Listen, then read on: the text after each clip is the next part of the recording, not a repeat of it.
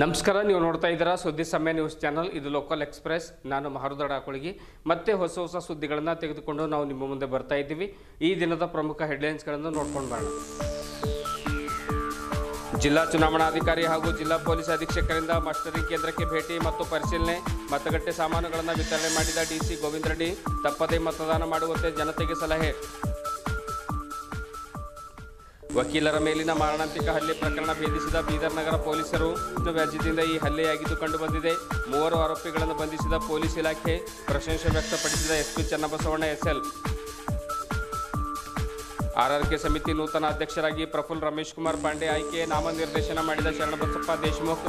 ಅನುಮೋದನೆ ನೀಡಿದ ಶ್ರೀಕಾಂತ್ ಪಾಟೀಲ್. ಒಪ್ಪಿಗೆ ಸೂಚಿಸಿದ ಆಡಳಿತ ಮಂಡಳಿ. ಭಾಲ್ಕಿ ತಾಲೂಕಿನ ಭಾತಂಬ್ರ ಗ್ರಾಮದಲ್ಲಿ ಜರುಗಿದ ವೀರಭದ್ರೇಶ್ವರ ಜಾತ್ರಾ ಮಹೋತ್ಸವ. ಮಹಾದೇವ್ ಬೇಲೂರಿ ಅಧ್ಯಕ್ಷತೆಯಲ್ಲಿ ಜರುಗಿದ ಸಂಭ್ರಮದ ಜಾತ್ರೆ. ಗಮನ ಸೆಳೆದ ರಥೋತ್ಸವ ಮತ್ತು ಅರಿಶಿಣ ಹಚ್ಚುವ ಕಾರ್ಯಕ್ರಮ. ವಾರ್ತೆಗಳ ವಿವರ. ಜಿಲ್ಲಾಧಿಕಾರಿಗಳು ಹಾಗೂ ಜಿಲ್ಲಾ ಚುನಾವಣಾ ಅಧಿಕಾರಿಗಳಾಗಿರುವಂತಹ ಗೋವಿಂದ ರೆಡ್ಡಿ ಹಾಗೂ ಜಿಲ್ಲಾ ಪೊಲೀಸ್ ಅಧೀಕ್ಷಕರಾಗಿರುವಂತಹ ಚನ್ನಬಸವಣ್ಣ ಎಸ್ಎಲ್ ಅವರು ಇಂದು ನಗರದ ಬಿವಿ ಭೂಮರೆಡ್ಡಿ ಕಾಲೇಜಿಗೆ ಭೇಟಿ ನೀಡಿ ಮಸ್ಟರಿಂಗ್ ಕೇಂದ್ರದ ಪರಿಶೀಲನೆಯನ್ನು ನಡೆಸಿದರು. ಮೇ 7ರಂದು ಬೀದರ್ ಲೋಕಸಭಾ ಕ್ಷೇತ್ರಕ್ಕೆ ಮತದಾನ ನಡೆಯುವುದರಿಂದ ಮತಗಟ್ಟೆಗಳಿಗೆ ನೀಡುವಂಥ ಸಾಮಗ್ರಿಗಳ ಪರಿಶೀಲನೆ ನಡೆಸಿ ಸಿಬ್ಬಂದಿಗಳಿಗೆ ಉತ್ತಮವಾಗಿ ಕಾರ್ಯನಿರ್ವಹಿಸುವಂತೆ ಸಲಹೆ ನೀಡಿದರು. ಅಲ್ಲದೆ ಮಾಧ್ಯಮದವರೊಂದಿಗೆ ಮಾತನಾಡ್ತಾ ಮತದಾನಕ್ಕಾಗಿ ಸಕಲ ಸಿದ್ಧತೆಯನ್ನು ಮಾಡಿಕೊಳ್ಳಲಾಗಿದೆ, ಎಲ್ಲವೂ ಸುಸೂತ್ರವಾಗಿ ನಡೆಯಲಿದೆ, ಪ್ರಜಾಪ್ರಭುತ್ವದ ಗಟ್ಟಿತನಕ್ಕಾಗಿ ಪ್ರಜಾಪ್ರಭುತ್ವದ ಹಬ್ಬದ ಒಂದು ರೀತಿಯಲ್ಲಿ ಪ್ರತಿಯೊಬ್ಬರು ಕೂಡ ಸಂಭ್ರಮಿಸಬೇಕು ಮತ್ತು ಪ್ರತಿಯೊಬ್ಬರು ಕೂಡ ತಪ್ಪದೆ ಮತದಾನವನ್ನು ಮಾಡಬೇಕೆಂದು ತಿಳಿಸಿದರು. ಎಸ್ಪಿ ಚನ್ನಬಸವಣ್ಣ ಎಸ್ಎಲ್ ಅವರು ಕೂಡ ಮಾತನಾಡ್ತಾ ಈಗಾಗಲೇ ಪೊಲೀಸ್ ಸಿಬ್ಬಂದಿಗಳನ್ನು ಮತದಾನ ಕೇಂದ್ರಗಳಲ್ಲಿ ನಿಯೋಜನೆ ಮಾಡಲಾಗಿದೆ, ಶಾಂತಿಯುತವಾಗಿ ಮತದಾನ ನಡೆಯಲು ಸಕಲ ಸಿದ್ಧತೆಯನ್ನು ಮಾಡಿಕೊಳ್ಳಲಾಗಿದೆ ಎಂದು ತಿಳಿಸಿದರು.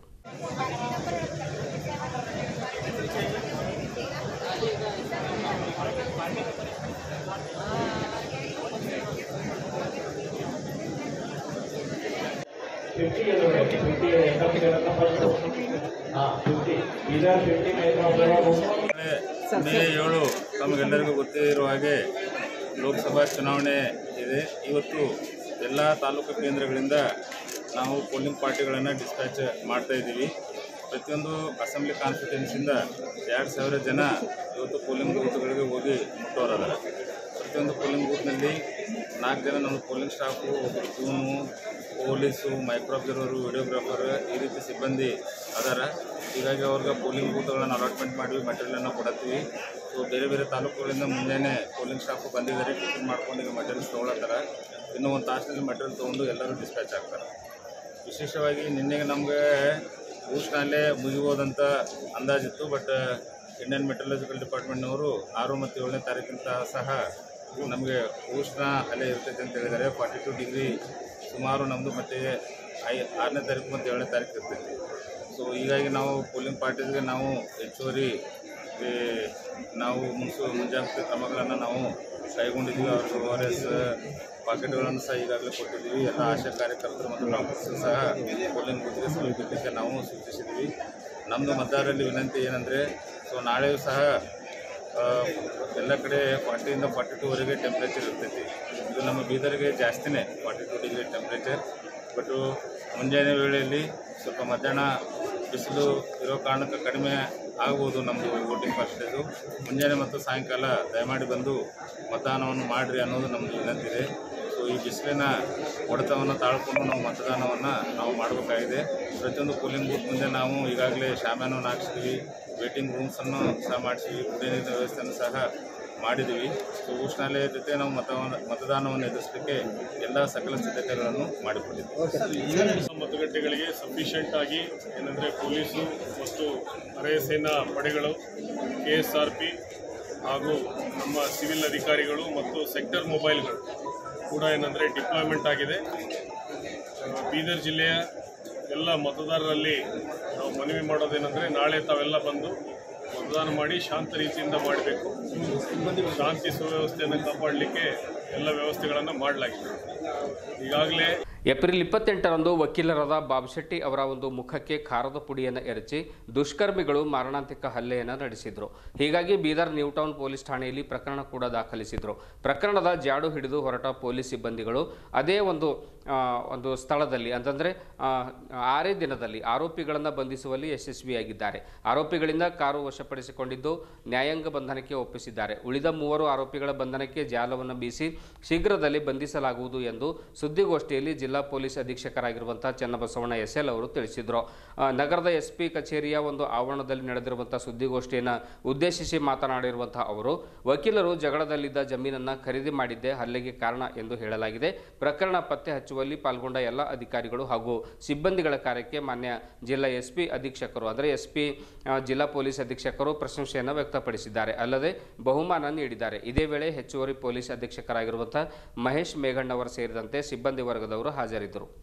ಠಾಣೆಯಲ್ಲಿ 28 ಏಪ್ರಿಲ್ 2024ರಂದು ಬೀದರ್ ನಗರದ ವಕೀಲರ ಮೇಲೆ ಆದಂತಹ ಮಾರಣಾಂತಿಕ ಹಲ್ಲೆಗೆ ಸಂಬಂಧಪಟ್ಟಂತೆ ಒಂದು ಪ್ರಕರಣವನ್ನು, ಕೊಲೆ ಯತ್ನದ ಪ್ರಕರಣವನ್ನು ನೂತನ ನಗರ ಪೊಲೀಸ್ ಠಾಣೆಯಲ್ಲಿ ದಾಖಲು ಮಾಡಲಾಗಿರುತ್ತದೆ. ಈ ಪ್ರಕರಣದಲ್ಲಿ 4 ಜನ ಆಗಂತುಕರು ಏನಂದರೆ ವಕೀಲರ ಮೇಲೆ ಹಲ್ಲೆ ಮಾಡಿ ಏನಂದರೆ ಅವರನ್ನು ಕೊಲೆ ಮಾಡಬೇಕು ಅಂತ ಹೇಳಿ ಪ್ರಯತ್ನ ಪಟ್ಟಿರ್ತಾರೆ. ಆದರೆ ಅದೃಷ್ಟವಶಾತ್ ವಕೀಲರು ಏನಂದರೆ ಆ ಒಂದು ಇದರಿಂದ ಏನಂದರೆ ಓಡಿ ಹೋಗಿ ಅವರ ಪ್ರಾಣ ಕಾಪಾಡಿಕೊಂಡಿರ್ತಾರೆ. ಈ ಸಂಬಂಧಪಟ್ಟಂಗೆ ಪ್ರಕರಣವನ್ನು ದಾಖಲು ಮಾಡಲಾಗಿರ್ತದೆ. ಇದರಲ್ಲಿ ಕಾರ್ಯಪ್ರವೃತ್ತರಾದಂತಹ ನಮ್ಮ ಪೊಲೀಸ್ ಅಧಿಕಾರಿಗಳು, ಅದರಲ್ಲಿ ವಿಶೇಷವಾಗಿ ನಮ್ಮ ನೂತನ ನಗರ ಠಾಣೆ ಇನ್ಸ್ಪೆಕ್ಟರ್ ಆದ ಸಂತೋಷ್, ಬೀದರ್ ನಗರದ ಎಲ್ಲ ಕ್ರೈಮ್ ಸಿಬ್ಬಂದಿಯವರು DSP ರವರ ಮಾರ್ಗದರ್ಶನದಲ್ಲಿ ಸ್ಥಳಕ್ಕೆ ಭೇಟಿ ಮಾಡಿ ಅಲ್ಲಿರುವಂತಹ CCTV ಕ್ಯಾಮ್ರಾಗಳನ್ನು ಕೂಡ ಪರಿಶೀಲನೆ ಮಾಡಿರ್ತಾರೆ. ಅದರಲ್ಲಿ ಒಂದು ವೈಟ್ ಕಲರ್ ಇಂಡಿಕಾ ಕಾರು ಏನಂತಾರೆ, ಮತ್ತು 4 ಜನ ಅದರಲ್ಲಿ ಮೂವ್ ಮಾಡಿರುವಂಥದ್ದು ಅಲ್ಲಿ ಪ್ರತ್ಯಕ್ಷದರ್ಶಿಗಳು ಕೂಡ ಏನಂದರೆ ಈ ಬಗ್ಗೆ ತಿಳಿಸಿರ್ತಾರೆ. ಇದನ್ನು ಜಾಡು ಹಿಡಿದು ಬೆನ್ನತ್ತಿದಾಗ ಮತ್ತೆ ವಕೀಲರನ್ನ ಏನಂದರೆ ಅವರು ಚಿಕಿತ್ಸೆಯನ್ನು ತೆಗೆದುಕೊಂಡ ಮೇಲೆ ಅವ್ರನ್ನೂ ಕೂಡ ಏನಂದರೆ ಅವರಿಂದ ಮಾಹಿತಿ ಸಂಗ್ರಹಿಸಿದಾಗ ವಕೀಲರು ಏನಂದರೆ ಇತ್ತೀಚೆಗೆ ಒಂದು ವಡಗಾಂವ್ ಬಳಿಯಲ್ಲಿರುವಂತಹ ಒಂದು ಜಮೀನು ಸಂಬಂಧಪಟ್ಟಂತೆ ಖರೀದಿ ಮಾಡಿರ್ತಾರೆ. ಆ ಜಮೀನು ಖರೀದಿ ಮಾಡಿದ ವಿಷಯವಾಗಿ ಆ ಜಮೀನಿನ ಮೂಲ ಏನು ವಾರಸುದಾರ ಇರ್ತಾರೆ, ಅಂದರೆ ಈಗ 3ನೇ ಇವರಾಗಿ ಇವರು ಖರೀದಿ ಮಾಡಿರ್ತಾರೆ. ಮೂಲವಾಗಿ ಯಾರ ಹೆಸರಲ್ಲಿರ್ತದೆ ಆ ಒಂದು ಕುಟುಂಬದ ವ್ಯಕ್ತಿ ಏನಂತಂದರೆ ಇವರಿಗೆ ಆ ಜಮೀನು ವಾಪಸ್ ಕೊಡಬೇಕು ಅಂತೇಳಿ ಕೆಲವರು ಮೂಲಕ ಏನಂದರೆ ಹೇಳಿರ್ತಾರೆ ಅನ್ನುವಂಥದ್ದು ಮಾಹಿತಿ ಸಿಗ್ತದೆ. ಸೊ ಇದನ್ನು ಆಧರಿಸಿ ನಾವು ತನಿಖೆ ಮುಂದುವರಿಸಿದಾಗ ಇದರಲ್ಲಿ ಆ ವ್ಯಕ್ತಿ ಏನಂದರೆ ಕೈವಾಡ ಇರುವಂಥದ್ದು ಏನಂದರೆ ಕಂಡು ಬರ್ತದೆ. ಆಮೇಲೆ ವಿವಿಧ ಏನು CCTV ಫುಟೇಜ್ ಇರ್ಬೋದು, ಕಾಲ್ ಡೀಟೇಲ್ಸ್ ಇರ್ಬೋದು, ಇವುಗಳನ್ನೆಲ್ಲ ನಾವು ಅನಾಲಿಸಿಸ್ ಮಾಡೋದ್ರ ಮೂಲಕ ಒಟ್ಟು ಇವಾಗ 3 ಜನ ಆರೋಪಿಗಳನ್ನು ನಾವು ಇಲ್ಲಿ ಬಂಧಿಸಿದ್ದೀವಿ. ಒಟ್ಟು 6 ಜನ ಇದರಲ್ಲಿ ಆರೋಪಿಗಳು ಈ ಸದ್ಯದ ತನಿಖೆಯಲ್ಲಿ ಭಾಗಿಯಾಗಿರುವುದು ನಮಗೆ ಕಂಡು ಬಂದಿರುತ್ತೆ. ಅದರಲ್ಲಿ 3 ಜನ ಏನು ಭಾಗಿಯಾಗಿದ್ದಾರೆ ಅವ್ರನ್ನ ಮತ್ತೆ ಆ ಕಾರು ಕೃತ್ಯಕ್ಕೆ ಬಳಸಿದಂಥ ಕಾರು ಮತ್ತು ಮಚ್ಚು ಮತ್ತು ಆ ಮೊಬೈಲ್ ಫೋನ್ಗಳೇನು ಇದೆ ಮತ್ತು ಖಾರದ ಪುಡಿ ಇದನ್ನು ಏನಂತಂದರೆ ರಿಕವರ್ ಮಾಡಿದೆ. ಮತ್ತು 3 ಜನ ಬಂಧಿಸಿದೆ. ಈ 3 ಜನ ಬಂಧಿತರಲ್ಲಿ 2 ಏನಂದರೆ ಈಗಾಗಲೇ ಬೇರೆ ಪ್ರಕರಣದಲ್ಲಿ ಕೂಡ ಭಾಗಿಯಾಗಿರುವಂಥದ್ದು ತನಿಖೆಯಲ್ಲಿ ಕಂಡುಬಂದಿದೆ. ಹಿಂದೆ ಒಂದು ಅಸಾಲ್ಟ್ ಕೇಸ್ನಲ್ಲಿ ಒಬ್ಬ ಆರೋಪಿ ಭಾಗಿಯಾಗಿದ್ದಾನೆ. ಇನ್ನೊಬ್ಬ ವ್ಯಕ್ತಿ ಏನಂದರೆ ಒಂದು ಗಾಂಜಾ ಪ್ರಕರಣದಲ್ಲಿ ಭಾಗಿಯಾಗಿದ್ದಾನೆ. ಸೊ ಆ ಗಾಂಜಾ ಪ್ರಕರಣದಲ್ಲಿ ಭಾಗಿಯಾಗಿರುವಂಥ ವ್ಯಕ್ತಿ ಏನಿದ್ದಾನೆ ಅವನು ಈ ಪ್ರಮುಖ ಆರೋಪಿ ಏನಿದ್ದಾನೆ, ಯಾರ ಜೊತೆ ಇವ್ರದ್ದು ಜಮೀನಿನ ವ್ಯವಹಾರ ಇತ್ತು, ಅವ್ರ ಬಳಿ ಏನಂದರೆ ಇವನು ಕಾರ್ ಡ್ರೈವರ್ ಆಗಿ ಅವಾಗ ಹೋಗುವಂಥದ್ದು ಪರಿಚಯ ಇದ್ದಿದ್ದರಿಂದ ಮತ್ತು ಇವನು ಜೈಲಿನಲ್ಲಿ ಇದ್ದು ಬಂದಿರೋದ್ರಿಂದ ಅವರು ಇವನನ್ನು ಏನಂದರೆ ಕರೆಸಿ ಈ ಒಂದು ಕೊಲೆ ಮಾಡಬೇಕು ಅನ್ನುವಂಥದ್ದಕ್ಕೆ ಸುಪಾರಿಯನ್ನು ಅವರಿಗೆ ಕೊಟ್ಟಿರ್ತಾರೆ. 5 ಲಕ್ಷ ರೂಪಾಯಿಯಷ್ಟು ಸುಪಾರಿ ಕೊಡಬೇಕು ಅನ್ನೋ ಮಾತಾಗಿರ್ತದೆ. ಅದರಲ್ಲಿ 85,000 ಏನಂದರೆ ಈಗಾಗಲೇ ಅವರಿಗೆ ಕೊಟ್ಟಿರ್ತಾರೆ. ಸೊ ಈ ಒಂದು ಪ್ರಕರಣದಲ್ಲಿ 3 ಜನನ ಈಗಾಗಲೇ ಬಂಧಿಸಿ ನ್ಯಾಯಾಂಗ ಬಂಧನಕ್ಕೆ ಒಪ್ಪಿಸಲಾಗಿದೆ. ಇನ್ನು ಉಳಿದ ಆರೋಪಿಗಳನ್ನು ಕೂಡ ಏನಂದರೆ ನಾವಿಲ್ಲಿ ಬಂಧಿಸಲಿಕ್ಕೆ ನಮ್ಮ ಟೀಮ್ ಏನಂದರೆ ಆಲ್ರೆಡಿ ಕಾರ್ಯಪ್ರವೃತ್ತರಾಗಿದೆ. ಶೀಘ್ರವಾಗಿ ಅವ್ರನ್ನೂ ಕೂಡ ನಾವೇನಂದರೆ ಬಂಧಿಸ್ತೇವೆ. ಸೊ ಪ್ರಾಥಮಿಕವಾಗಿ ಯಾವುದೇ ಸುಳಿವು ಇಲ್ಲದೇ ಇರುವಂತಹ ಈ ಒಂದು ಪ್ರಮುಖ ಸುಳಿವು ಇಲ್ಲದೇ ಇರುವಂಥ ಈ ಪ್ರಕರಣವನ್ನು ಅತ್ಯಂತ ಚಾಕಚಕ್ಯತೆಯಿಂದ ಭೇದಿಸಿದಂತಹ ನಮ್ಮ ನೂತನ ನಗರ ಪೊಲೀಸ್ ಠಾಣೆಯ ಇನ್ಸ್ಪೆಕ್ಟರು ಮತ್ತು ಅವರ ತಂಡಕ್ಕೆ ನಾನು ಏನಂದರೆ ಈ ಮೂಲಕ ಬಹುಮಾನ ಮತ್ತು ಪ್ರಶಂಸನೀಯ ಪತ್ರಗಳನ್ನು ಕೂಡ ಇಲ್ಲಿ ಕೊಡ್ತಾ ಇದ್ದೀನಿ. ದಿವಂಗತ ರಮೇಶ್ ಕುಮಾರ್ ಪಾಂಡೆ ಅವರ ನಿಧನದಿಂದ ತೆರವಾದ ಆರ್ಆರ್ಕೆ ಸಮಿತಿ ಅಧ್ಯಕ್ಷ ಸ್ಥಾನಕ್ಕೆ ಅವರ ಸುಪುತ್ರನಾಗಿರುವಂತಹ ಪ್ರಫುಲ್ ಪಾಂಡೆ ಅವರನ್ನು ಆಡಳಿತ ಮಂಡಳಿ ಸದಸ್ಯರು ಒಮ್ಮತದಿಂದ ಆಯ್ಕೆ ಮಾಡಿದರು. ಮಾಜಿ ಸಂಸದ ನರಸಿಂಗರಾವ್ ಸೂರ್ಯವಂಶಿ ಅವರ ಅಧ್ಯಕ್ಷತೆಯಲ್ಲಿ ಜರುಗಿದ ಸಭೆಯಲ್ಲಿ ಸಮಿತಿಯ ಪ್ರಧಾನ ಕಾರ್ಯದರ್ಶಿಗಳಾಗಿರುವಂತಹ ಶರಣಬಸಪ್ಪ ದೇಶಮುಖ್ ಅವರು ನಾಮನಿರ್ದೇಶನವನ್ನು ಮಾಡಿದರು. ಸಮಿತಿಯ ಕಾರ್ಯದರ್ಶಿಗಳಾಗಿರುವಂತಹ ಶ್ರೀಕಾಂತ್ ಪಾಟೀಲ್ ಅವರು ಅನುಮೋದನೆಯನ್ನು ನೀಡಿದರು. ಸಭೆಯಲ್ಲಿ ಹಾಜರಿದ್ದ ಕಾರ್ಯದರ್ಶಿ ಧನರಾಜ್ ತಾಂಡೂರೆ, ಖಜಾಂಚಿ ಹನುಮಂತರಾವ್ ಖರ್ಗೆ ಬರ್ಗೆ, ಆಡಳಿತ ಮಂಡಳಿ ಸದಸ್ಯರಾಗಿರುವಂತಹ ಉಮಾಕಾಂತ್ ಸ್ವಾಮಿ, ಅಜಿತ್ ವನಕುದ್ರೆ, ಈಶ್ವರ್ ಮಾಳೆಗಾಂವ್, ಸಂಗೀತಾ ಪಾಟೀಲ್, ನಾಗರಾಜ್ ಬ್ಯಾಳೆ, ಸಂತೋಷ್ ಜಾಧವ್, ಸೋಮಶೇಖರ್ ತಾಂಡೂರೆ ಒಪ್ಪಿಗೆಯನ್ನು ಸೂಚಿಸಿದರು. ಮದನ್ ಕಾರ್ಬಾರಿ, ದಿನಕರ್ ಪಾಂಚಾಳ್ ಸೇರಿದಂತೆ ಸಮಿತಿಯ ಪದಾಧಿಕಾರಿಗಳು ಹಾಗೂ ಸಿಬ್ಬಂದಿ ವರ್ಗದವರು ಇದೇ ಸಂದರ್ಭದಲ್ಲಿ ಉಪಸ್ಥಿತರಿದ್ದರು.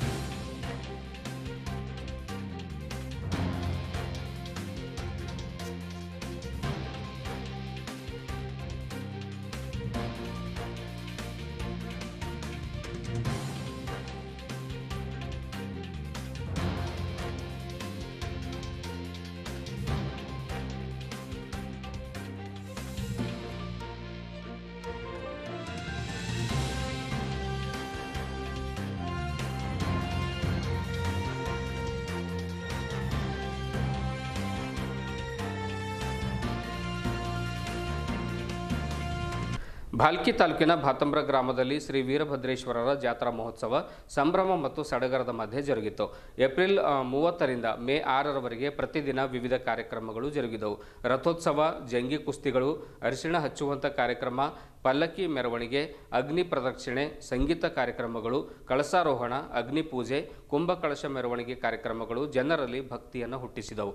ದೇವಸ್ಥಾನದ ಜಾತ್ರಾ ಮಹೋತ್ಸವದ ಸಮಿತಿ ಅಧ್ಯಕ್ಷ ಮಹಾದೇವ್ ಬೇಲೂರೆ ಅವರ ಅಧ್ಯಕ್ಷತೆಯಲ್ಲಿ ಜಾತ್ರೆಯನ್ನು ಅದ್ದೂರಿಯಾಗಿ ಜರುಗಿತು. ಸಾವಿರಾರು ಭಕ್ತಾದಿಗಳು ದೇವರ ದರ್ಶನವನ್ನು ಪಡೆದು ಧನ್ಯರಾದರು. ಪ್ರತಿದಿನ ರಾತ್ರಿ ಸಂದರ್ಭದಲ್ಲಿ ಜರುಗಿದ ದೀಪೋತ್ಸವ ಆಕರ್ಷಕವಾಗಿತ್ತು. ಹೊರಗಡೆಯಿಂದ ಬಂದ ಭಕ್ತಾದಿಗಳಿಗೆ ಮಹಾಪ್ರಸಾದದ ವ್ಯವಸ್ಥೆಯನ್ನು ಮಾಡಲಾಗಿತ್ತು. ಪ್ರತಿ ವರ್ಷ ನಡೆಯುವ ಈ ಜಾತ್ರಾ ಮಹೋತ್ಸವಕ್ಕೆ ಹೊರ ರಾಜ್ಯಗಳಿಂದಲೂ ಕೂಡ ಭಕ್ತಾದಿಗಳು ಆಗಮಿಸುವುದು ಇಲ್ಲಿನ ಒಂದು ವಿಶೇಷತೆಗೆ ಹಿಡಿದ ಕೈಗನ್ನಡಿಯಾಗಿದೆ.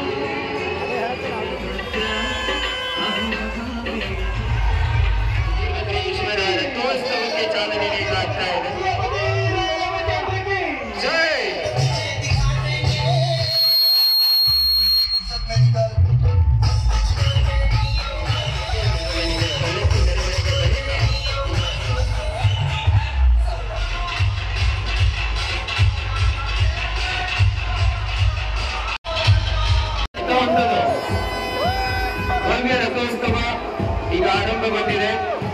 ಅತ್ಯಂತ ಸಡಗರ ಸಂಭ್ರಮದಿಂದ ನೆರವೇರ್ತಾ ಇದೆ.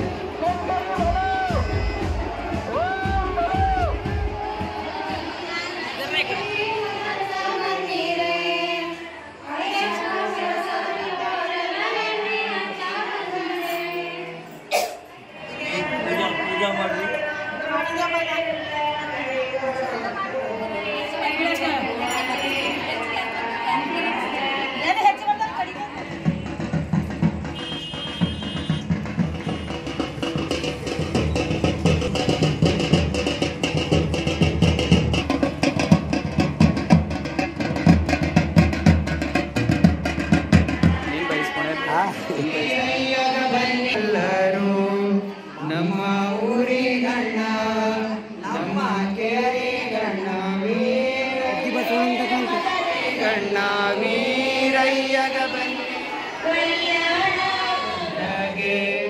ಇಷ್ಟು ದೇವರೊಳಗೆ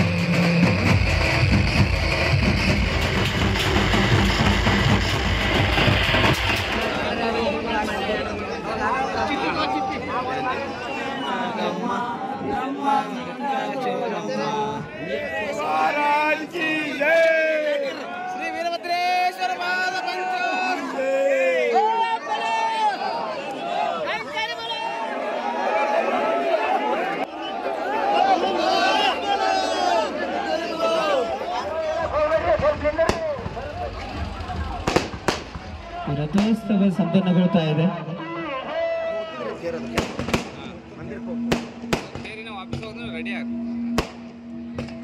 ಇಲ್ಲಿ ಬಾಜಲ್ ಅಲ್ಲೊಂದು